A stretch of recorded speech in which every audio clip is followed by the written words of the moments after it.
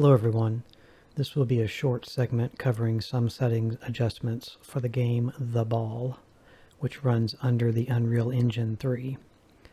I released a similar video previously covering commands for Unreal Engine 4. These videos can be found in my information and other section on my home tab of the channel. These settings, as well as the Unreal Engine 4 settings, can be used in any game running under the particular engine. So let me get some notes up here. So these are basically the commands that I have put together here for you for Unreal Engine 3. It's not all of them, it's just some of the more critical ones that you might want to tweak. It's going to cover two different files, the udkengine.ini file and the udkinput.ini file. It's worth mentioning that before you can actually edit these files, you need to run the game at least once. So whatever game you're running that runs under Unreal Engine 3 or 4, just run it once so it generates these files and then you can proceed to edit them. So in the case of The Ball, this is the directory here that you want to go to. Obviously this part that's highlighted will vary depending on your computer, but go to your Documents folder, My Games, The Ball, UDK Game, and then Config. And then you should be presented with all of these INI files here. So let's start with the Engine INI file first. Actually, let's start with the input one first because it's quicker. So we'll open it. It's going to open another tab over here in my Notepad++. So down here we want to look for, I'm going to copy it. You'll just have to type it in. But go here, make sure you're at the top of the file, do Control F, and then type in enable mouse smoothing, click next, and it should highlight it once it finds it. So this command here, it really depends on the game as to whether you need to mess with it or not. It's similar to something called mouse acceleration, but it's not always or exactly the same thing.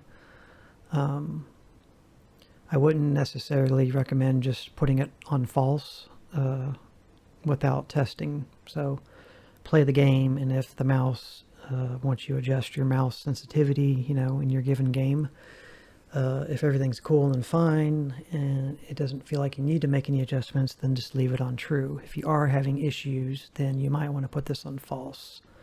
I'm going to leave this on true.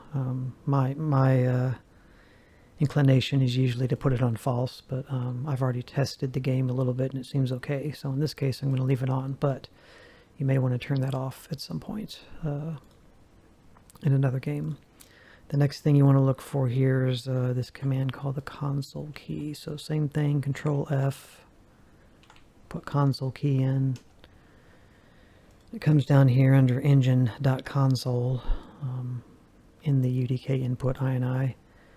And this right here, a lot of these game engines, the Cry engine that the game Crysis was made in, Unreal, a lot of times they'll use a particular key, and it's called the tilde key or the tilde key.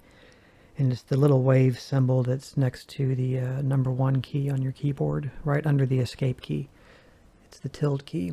So in a lot of these game engines, this being one of them, and this game being one of them, you can access basically a console developer command line.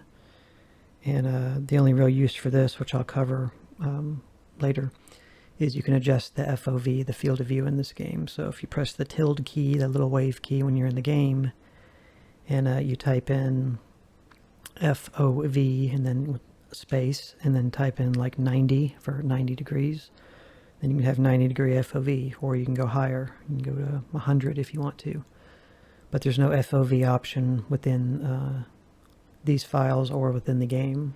it's defaulted on 90. So, but I bring this to your attention because you don't have to use that key. That's just the default key. If you wanted to change it, then you would just change it to something else, like the space bar or the backspace key or something like that. But just to show you that's there. It could be a situation where you open the game and it just looks like this and has no command, which means it won't work. So if you come in here and then you do type that in and save this file, then you might be able to access it. So that's the input commands, and then the main meat of this segment here is the UDK engine.ini, which is this file.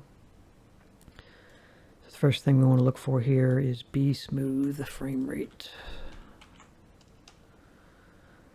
So this is on true by default. It's usually okay to leave this on. It shouldn't affect anything in a negative way, but it possibly could. As far as frame rate stutter goes, you might want to turn it off, but just leave it on. But I would recommend the next things are the two underneath it. They're kind of in together here as a group. I would recommend to at least put the 22 here to 30 and the 62 to 60, because you should be shooting for using 60 frame rate FPS in this game. If you do any higher, you're probably going to have animation glitches or something. But 30 is the least you would want. You know, maybe when you Alt-Tab or minimize or something, and then 60 is where you want it to be. So I would recommend making those changes. Put it to 30 and then put it to 60. And then we got two more motion blur here. Just going to type in motion. So this is totally up to you, what you want to do. Actually, we have these three together. Yeah. These three are totally up to you, but for me personally, I just don't like motion blur, and I generally don't like depth of field. So I'm going to turn all of these off.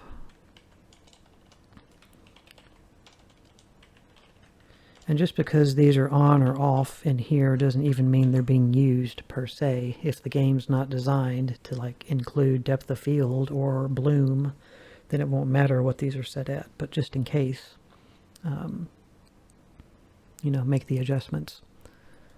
So totally up to you what you want to do with that. That's what I'm doing with them. The next thing would be, is it that? Yes, vertical sync. This should be on by default. If you don't want your frame rate locked for whatever reason, you turn it off. I usually always use VSync either within the game.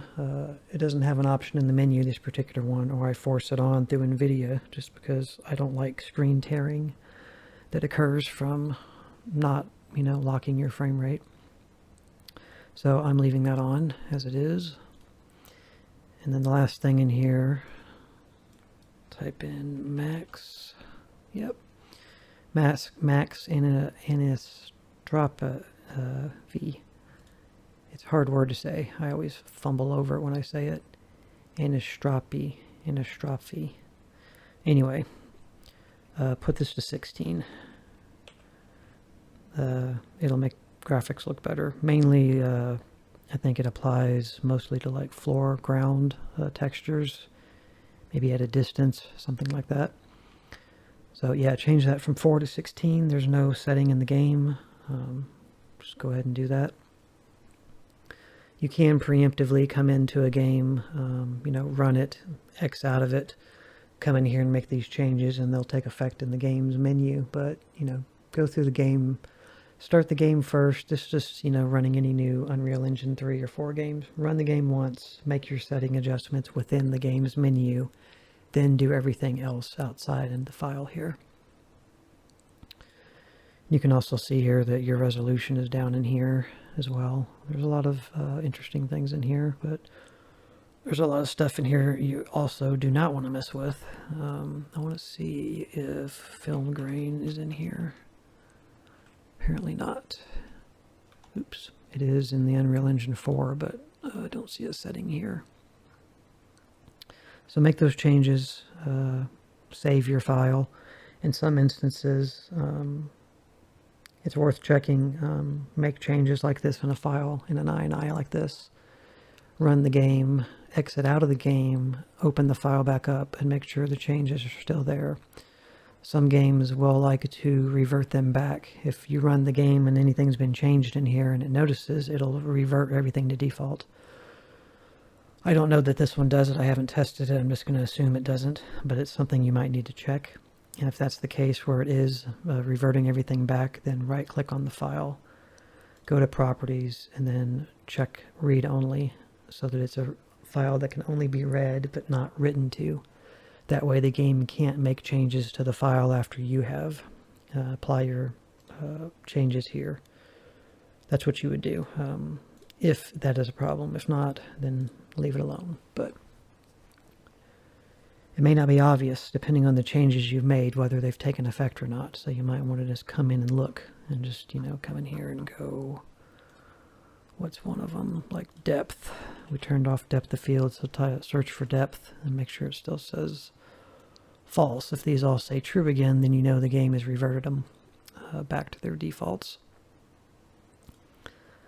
And the last thing I wanted to cover real quick is this game. It's not clear, at least not to me, and there's no settings in the game for anti-aliasing.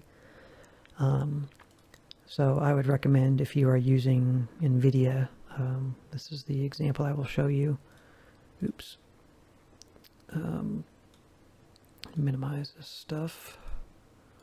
I like to show my banner from my channel on my background whenever I do my config or modding videos, and I got a little matching red cursor. Looks pretty sweet. Okay, so open your NVIDIA control panel. If you have AMD, you can do this too. I just don't know how to tell you to do it because I've always had NVIDIA. And you'll want to click on Manage 3D Settings, click on Program Settings, and then either click the drop down and search for it, or click Add, and it should be at the top of the list if you've recently ran the game. Look for the ball.exe. Excuse me. It'll give you all your adjustments here, and you can see what the adjustments I've made custom for this game, just to force on anti-aliasing of some kind. This is just basic, bare bones. I think it's called MSAA. It's probably not going to do much, but just to make sure you're getting some form of it if the game doesn't tell you. So go under anti-aliasing mode, and sometimes you won't have the override any application setting option. You'll only have the enhance the application setting. If you only have the enhance option, then use that. But if you have the override option, always pick the override option.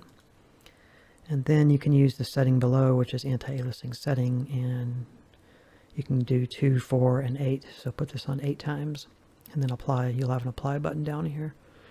And that's it. Then you'll get 8 times basic general anti-aliasing applied into the game, as well as those other things. So I just wanted to conclude that in here. It's not necessarily a config and tech video for the game, but more so just information regarding commands you can use for the Unreal Engine 3. So thank you, and we will see you in the next part. Bye.